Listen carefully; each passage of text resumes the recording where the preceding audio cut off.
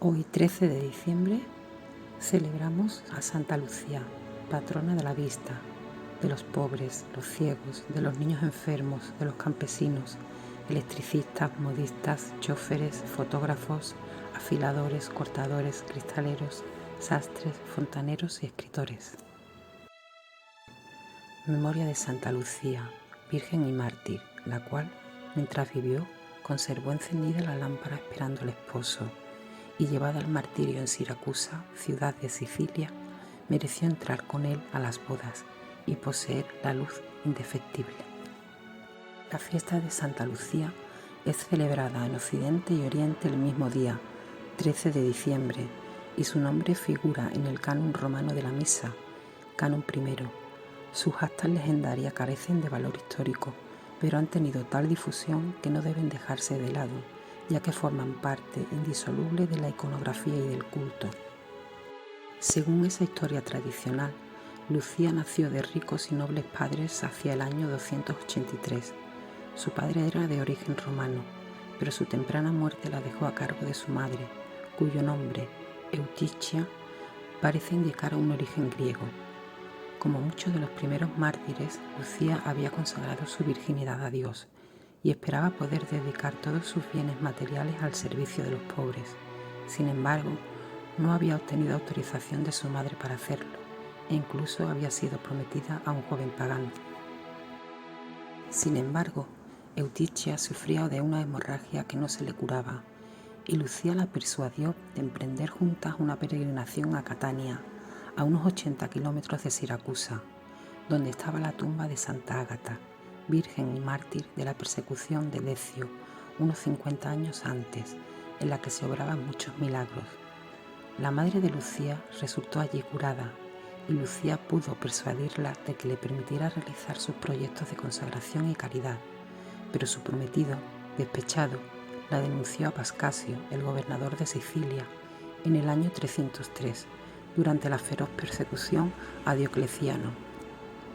Primero fue condenada a ser entregada a la infamia en un prostíbulo, pero con la fuerza de Dios quedó inmóvil y los guardias no la pudieron llevar. Quisieron entonces quemarla, pero de nuevo Dios la salvó. Por último, fue condenada a morir por la espada, pero antes de morir predijo el castigo de Pascasio y el pronto fin de la persecución, añadiendo que Diocleciano no reinaría más y Maximiano encontraría su fin. Así que, fortalecida por el pan de vida, ganó la corona de la virginidad y el martirio.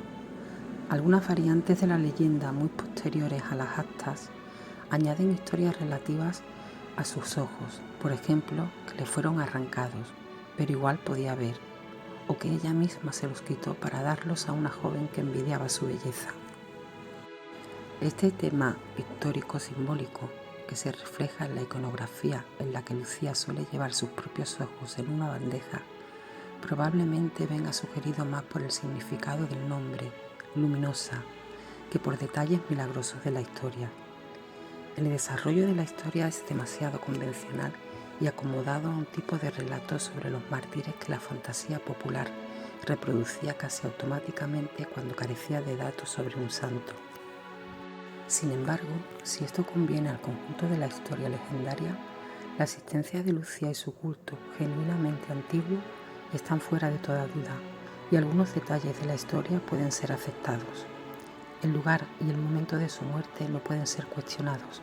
Ocurrieron en ese tiempo y lugar episodios de martirio constatables.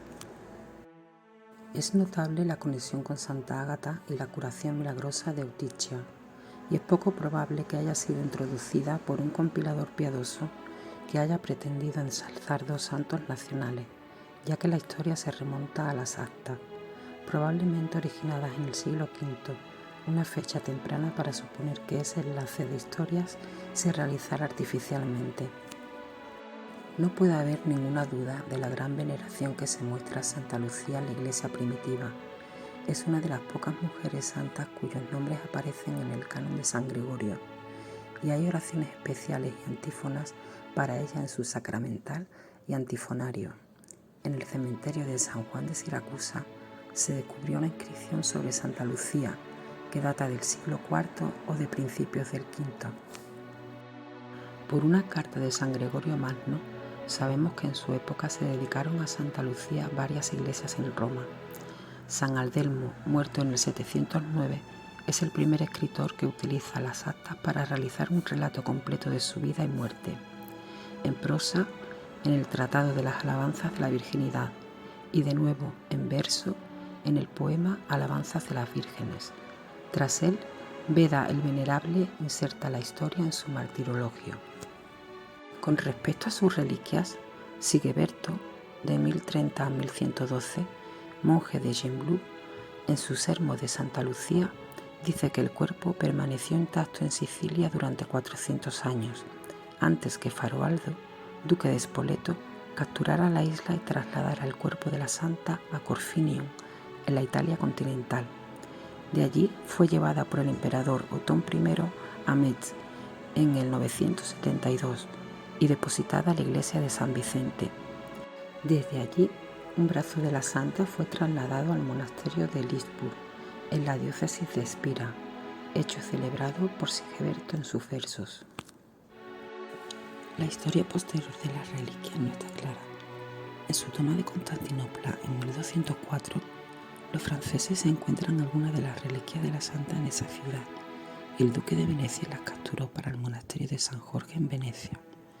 En el año 1513, los venecianos regalaron a Luis XII de Francia la cabeza de la santa, que la depositó en la catedral de Bourges. Otro relato, sin embargo, afirma que la cabeza fue llevada a Bourges desde Roma y a donde había sido transferida cuando los restos descansaban en Confirmium. El culto se difundió muy rápidamente y ya en el 384 San Orso le dedicaba una iglesia en Rávena y poco después el Papa Honorio I otra en Roma. El conjunto de la narración y la bibliografía se basan en respectivos artículos de Butler Guinea y de James Bish, de Catholic Encyclopedia, de 1910. Oración a Santa Lucía. Oh Dios, nuestro Creador y Redentor, escucha nuestras plegarias con misericordia al venerar tu sierva Santa Lucía, por la luz de la fe que derramaste sobre ella.